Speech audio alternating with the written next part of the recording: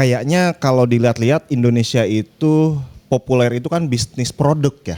Produk benar. Nah kalau bisnis jasa itu gimana Jis? Tipenya atau apa konsepnya tuh gimana gitu?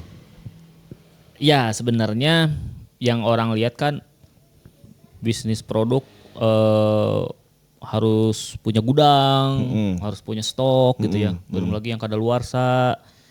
Bisnis jasa mah enak katanya gitu. Oh, oke. Gitu kan. Modal sekali katanya. Sisanya untung terus misalnya kan. Padahal ada konsep ya. Okay. Namanya itu perishability namanya. Perishability. Di mana dia menggunakan konsep slot pelanggan. Dan kalau misalkan penuh atau tidak penuh, bisnisnya tetap jalan gitu. Oke. Contohnya misalkan bis. Bisnis kan jasa ya bis itu. Jasa transportasi.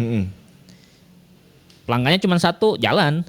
Tetap aja jalan ya. Tetap jalan sesuai jadwalnya. Misalkan jam 8 pergi, ya udah jam 8 pergi walaupun pelanggan cuma satu, bahkan nol misalkan. Nah, konsep ini yang kadang orang tuh nggak ngeh gitu. Ya dianggapnya enak aja gitu ya tadi. Ya, padahal kalau nggak penuh slotnya ya rugi gitu. Kita operasional tetap. Iya. Dan melayani misalkan hanya satu orang misalkan. Iya. Ibaratnya bis kan kalau ngomongin bis gitu ya, bisnis jasa. Karena bis itu kan mengantarkan orang dari titik A ke titik B gitu kan. Itu jasanya di situ kan. Ya. Bis itu kapasitasnya misalkan 60, keisi cuman 5, Iya. gitu kan. Sisanya kan masih 55 tuh. Artinya 5 bayaran dari 5 orang ini apakah bisa menutup operasional sekali jalan itu atau enggak gitu kan? Ya. Itu harus dihitung. Iya, kalau enggak kan rugi dan orang kan enggak ngeh soal itu gitu ya. Ya. Terus apalagi ya, kalau transportasi kayaknya hampir semua deh, kayaknya angkot. Iya. Angkot kosong juga dia tetap muter aja di rute terus gitu, nyari-nyari muter gitu. Terus bioskop. Nah misalkan, wah cuma satu nih gitu yang beli tiketnya. Gitu. Ya udah mau nggak mau diputer tuh si filmnya gitu. Dianggapnya, kamu mah ngemodal di awal aja enak gitu ya. Ya. Kesananya udah aja jalan terus dapat income terus gitu ya. Benar. Nah si konsep perishability dalam bisnis jasa ini harus teman-teman sadari gitu ya. Harus tahu karena ini bisa mengulik-ngulik bisnis teman-teman gitu. Kalau bisnis teman-teman jasa gitu. Contoh misalkan kita nih bisnis kebun desain misalkan. Oke. Maksimal satu orderan bisa ditangani berapa klien sih sebenarnya gitu. Nah itu kan kita harus hitung tuh. Misalkan jasa daftar mereknya 3, jasa desainnya 3 misalkan total 6 klien. Kalau lebih dari itu berarti masuk ke besoknya kan, dikerjakannya gitu. Kalau besoknya ternyata udah penuh, berarti besoknya lagi. Jadi terslot gitu. 1 hari 6 gitu. Nah di situ kita bisa ada strategi tuh, misalkan kayaknya kita harus menambah karyawan nih misalkan. Gitu. Kelihatan di situnya ya. Kelihatan di situnya. Atau misalkan wah ini udah overload nih, apa nih yang bisa diulik misalkan gitu. Nah banyak pebisnis jasa tuh nggak nge di konsep ini gitu. Iya. Kenapa Jis? Kira-kira kenapa nggak ngeh sih teman-teman? Ya udah aja gitu, jualan aja gitu, berjalan mengalir aja, nggak dipikirin, dipikirin waktunya gitu. Ya ibaratnya mereka cuma mikirin, ya udah yang penting orderan masuk aja gitu ya. Iya, orderan masuk aja dan kebanyakan sih karena memang belum overload. Contoh misal tiba-tiba ada misalkan tambal ban lah. Tiba-tiba sehari ada 100 misalkan. Aduh capek banget misalkan. Nggak klien ini 100 misalkan. Iya. Nggak kewaktuan gitu ah. Ya.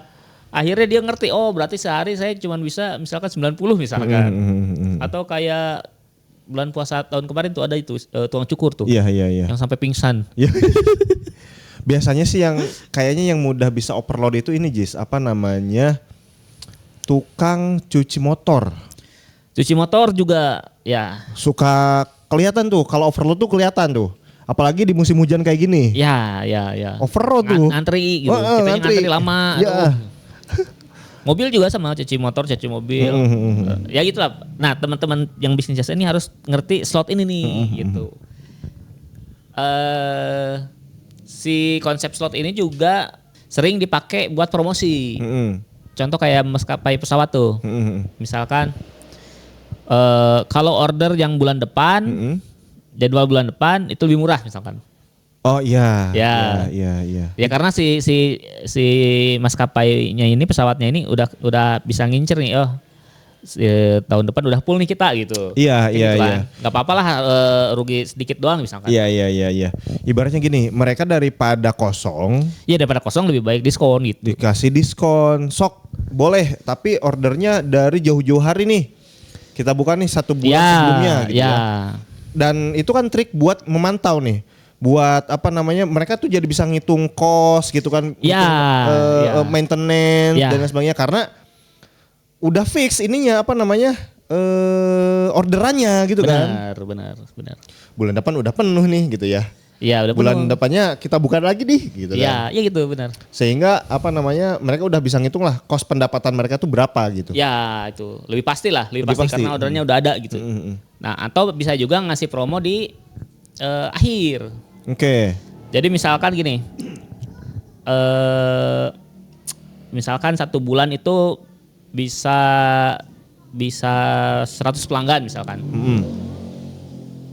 Udah tanggal 15 misalkan, baru 20 pelanggan nih misalkan. Yo diskonin aja lah gitu. Itu bisa juga gitu ya. Bisa juga gitu. Jadi kita tuh bisa masang promosi ngelihat dari jumlah orderan yang akan kita hadapi nih gitu. Iya. Ya itu berarti tantangan apa namanya pebisnis jasa gitu ya. Ya. Tadi nggak seperti yang dibayangkan teman-teman bisnis produk yang katanya, bisnis jasa enak modalnya sekali doang gitu kan. Benar. Padahal di prakteknya sama rumitnya dengan apa namanya pebisnis produk gitu ya. Sama rumitnya. Belum lagi kita berada di negara yang jasa itu dipandang harganya itu murah gitu. Ya. Kalau produk udah mulai pada aware nih, mulai pada mana barang yang bagus, mahal, mana barang yang murah gitu kan. Udah bisa, ini wajar mahal gitu. Ini wajar murah gitu kalau barang gitu ya. Tapi kalau jasa masih mahal itu mah gitu. Iya benar. Gitu. Ya susah dibedakan lah kalau jasa itu. Misalkan dari biasanya sih kalau jasa dari jam terbang si penjual jasanya. Iya. Contoh misalkan desainer nih logo dia udah 20 tahun mendesain misalkan. Iya. Jam terbangnya tinggi, otomatis dia pengen ada penghargaan buat dia misalkan. Harganya jadi tinggi gitu. Iya. Masalahnya kalau ada pelanggan yang ngerti, itu pasti ngerti. Oke. Tapi kebanyakan tadi kita berada di negara yang pelanggannya itu nggak ngerti soal harga jasa gitu. Ya itu.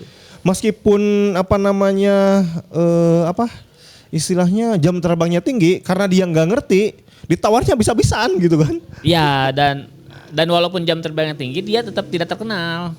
Iya. Terkenal. Kalau produk mah terkenal. Benar. Misalkan barang yang bermerek gitu, dia terkenal tapi orang belum beli juga mereka ngerti gitu. Iya benar. Misalkan Adidas lah. Orang yang mungkin belum punya Adidas tapi dia tahu merek Adidas gitu. Benar. Sehingga Adidas mah mahal gitu. Iya benar. Kalau jasa misalkan siapa nih gitu. Coba desainer paling mahal di Indonesia siapa ya gitu kan gitu. Oh, iya. Kita nggak tahu gitu. Iya. Nah itu ya teman-teman ya terkait dengan apa namanya bisnis jasa gitu ya. Istilahnya itu tadi apa Jess? Yang Perishability itu yang bisa jadi apa namanya acuan teman-teman untuk di bisnis jasa gitu ya. Kayak gitu. Oke, kalau suka dengan video seperti ini silahkan di like, di komen, juga di subscribe. Serta kalau misalkan Yis, teman-teman ternyata pengen order jasa nih ke Kebun Desain. Nah, buat teman-teman yang mau bantuin Kebun Desain juga nih, buat teman-teman bisa order jasa desain logo, jasa desain kemasan produk, labelnya, terus boxnya mungkin, terus standing post dan lain-lain, kemasan produk itu bisa order di Kebun Desain. Selain itu kita juga menyediakan jasa daftar merek nih. Nah buat teman-teman yang mau order silahkan hubungi nomor yang tertera di layar. Bisa di WA ya, langsung aja WA. Atau ada di deskripsi itu. Kayak gitu. Oke, thank you. Sampai jumpa di video kita selanjutnya. Bye-bye.